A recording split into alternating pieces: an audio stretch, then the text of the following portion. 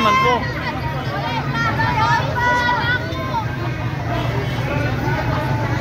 Wala naman. Dito lapit.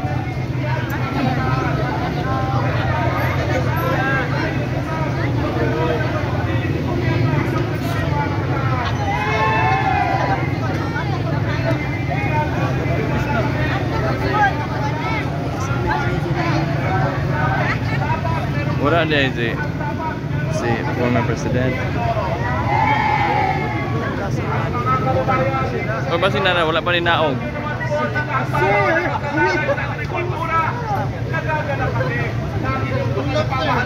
Bumili ng sakatutak na traktor, pero hindi mo dapat yan gamitin para supili ng karapatan. Gagamitin po yan para sa mga magsasaka. Dapat ilang po kita pukan dia. Ang ating mensahe, ang aming karapatan pagtipon, galing sa ating kapatid, hindi galing sa kahit sinong posisan ng gobyerno. Isang pinupinupay sa bukod. Mga kabataan, yan ang leksyon. Kapag hindi nyo pinakalagaan ng karapatan, ituluyang susupilin ng karapatan. Manindigan tayo para sa ating mga karapatan. Ay, nako. Sasalita rito, wala na akong boses. Sinong volunteer?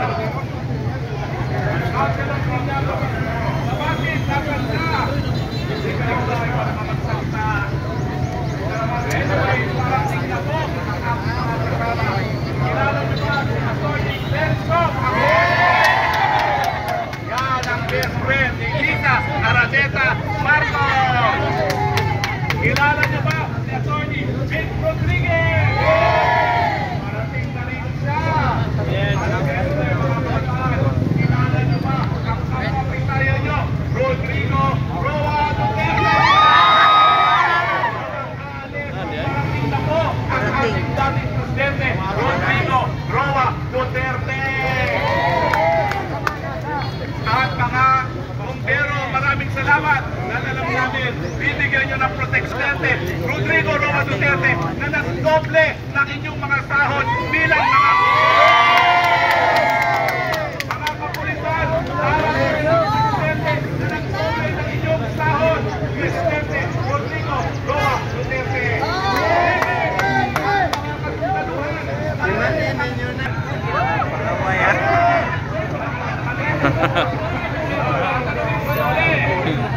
Sino nagdanais ng kapayapaan dito sa Negros?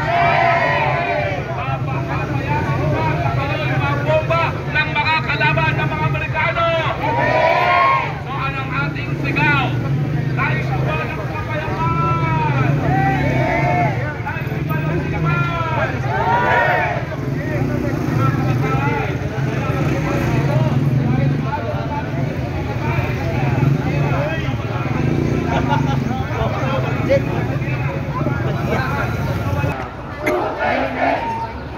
May sumpay ang BBM.